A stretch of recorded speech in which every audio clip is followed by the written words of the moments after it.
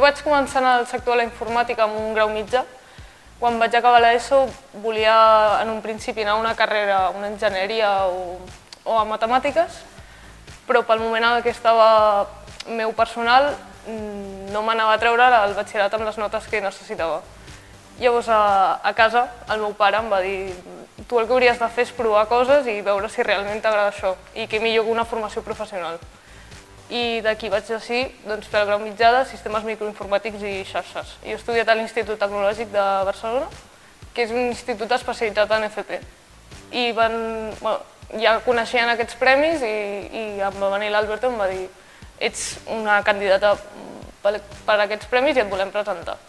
Hi haurà molt de suport tant per direcció com els meus professors i una mica gent que porta les xarxes socials al centre que em van ajudar a fer un vídeo molt guai i tot. I el fet d'anar allà i veure tant de talent i estar envoltada de tanta gent que ha fet tantes coses em va omplir molt ja. I de sobte van arribar a la meva categoria d'estudiant i jo no sabia que havia guanyat.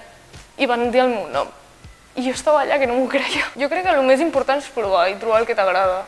I sí que crec que batxillerat és un gran camí si tens clar el que vols fer. O si ja tens molt clar que vols anar cap a una carrera.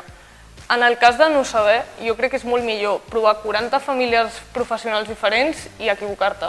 I en base a això trobar. El que tinc clar és que vull acabar un lloc on aprengui, que no pari d'aprendre mai, perquè la informàtica és un món que canvia molt. Jo ara mateix el que estic buscant és un projecte que em motivi i que em doni el camí per poder aprendre i créixer professionalment. On acabaré? No ho sé. Hi ha tantes possibilitats que és que no...